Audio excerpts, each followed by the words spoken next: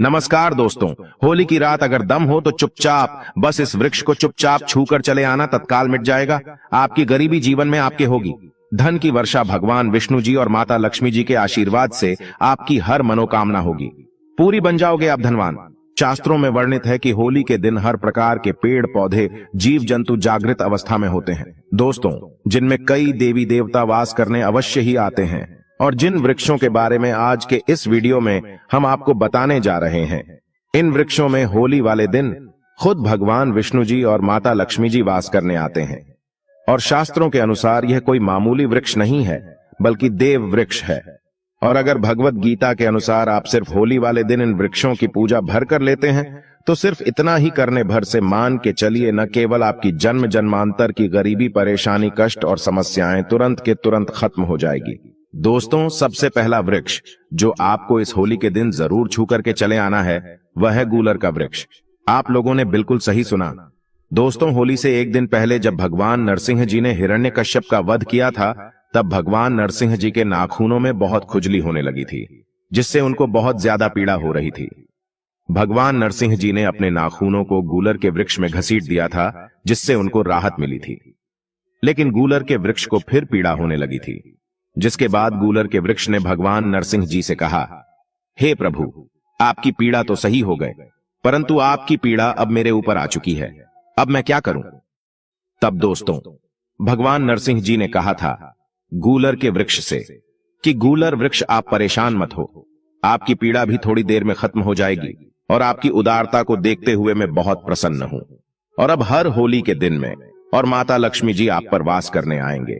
इसीलिए दोस्तों, हमारे वेद पुराण में बताया जाता है कि अगर आप होली के दिन एक लोटा जल लेकर किसी भी गूलर के वृक्ष को देते हैं और गूलर के वृक्ष को छू लेते हैं, तो वह वृक्ष आपके जीवन की समस्त प्रकार की परेशानी, दिक्कत और समस्याओं को अपने में समा लेता है और आपके जीवन में आपको धन, सुख, वैभव, ऐश्वर्य की प्राप्ति होती है और आपकी जो भी मनोकामना, इच्छा होती है वह पूर्ण हो जाती है। अगर होली के दिन आप गूलर के वृक्ष को छू लेते हैं, तो साक्षात आपको भगवान विष्णु जी और माता लक्ष्मी जी का आशीर्वाद मिलता है, जिससे न केवल आपके बल्कि आपके पूरे परिवार के जीवन में एक चमत्कारी और सकारात्मक बदलाव आता है।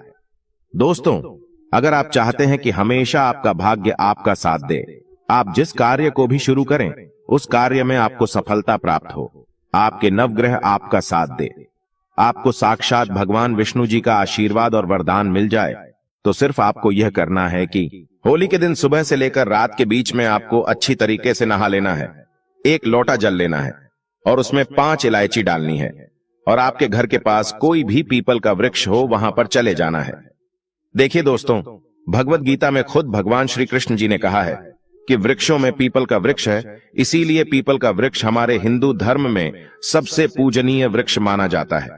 और वेद पुराणों में वर्णित है कि भगवान विष्णु जी होली वाले दिन पीपल के वृक्ष में वास करने जरूर आते हैं। तो दोस्तों, आपको सिर्फ यह करना है कि होली वाले दिन एक लोटा जल लेकर घर के पास किसी भी पीपल के वृक्ष के पास चले जाना है। सबसे पहले आपको एक लोटा जल पीपल के वृक्ष को अर्पित करना है और पीपल वृक्ष की 11 परिक्रमा लगानी है, क्योंकि माता लक्ष्मी जी और भगवान विष्णु जी को 11 नंबर बहुत प्रिय है। और 11 बार परिक्रमा लगाने के बाद 11 बार आपको भगवान विष्णु जी के बीज मंत्र का जाप करना है। बीज मंत्र ओम नमो भगवते वासुदेवाय नमः, इस मंत्र का आपको 11 बार जाप करना है।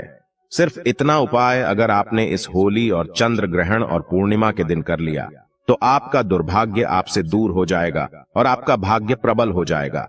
आपके नवग्रह आपका साथ देना शुरू कर देंगे और आपको साक्षात भगवान विष्णु जी का आशीर्वाद और वरदान मिल जाएगा। दोस्तों, अगर आपकी कोई भी मनोकामना है, आप चाहते हैं कि आपकी वह मनोकामना पूरी हो जाए, तो एक बात को समझ लीजिए, जो अशोक का वृक्ष होता है, यानी कि बरगद का वृक्ष, उसमें कई देवी देवताओं का वास होता है। यहां तक कि शास्त्रों में वर्णित है कि अशोक के वृक्ष में ब्रह्मांड की महासर्व शक्तिशाली शक्तियां वास करती हैं। दोस्तों, आपको सिर्फ यह करना है कि इस होली चंद्र ग्रहण के दिन सुबह से लेकर शाम के बीच में कभी भी अच्छी तरीके से नहा लेना है और अशोक के वृक्ष को छूकर आपको हाथ जोड़कर अशोक के वृक्ष के सामने अपनी मनोकामना बोल देना है। आप देखेंगे कुछ ही समय में आपकी मनोकामना पूर्ण हो जाएगी।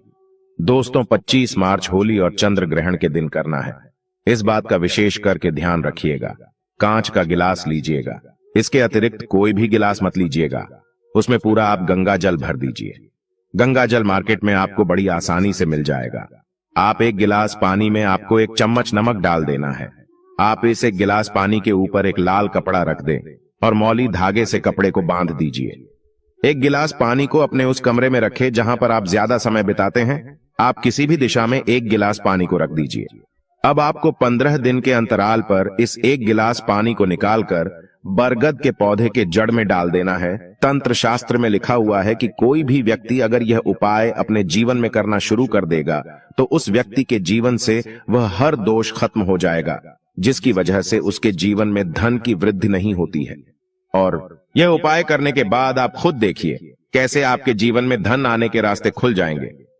आपके ऊपर शनि दोष है, मंगल दोष है, 7.5 चल रही है। आपके यहां कैसा भी दोष है उसका असर न के बराबर हो जाएगा। यह एक ऐसा उपाय है जो आप किसी भी पंडित से पूछेंगे तो वह आपको जरूर बताएगा। दोस्तों, शास्त्रीय जानकारी आपको अच्छी लगी हो तो कमेंट बॉक्स में जय सीताराम, जय मां लक्ष्मी अवश्य लिखें। धन्यवाद।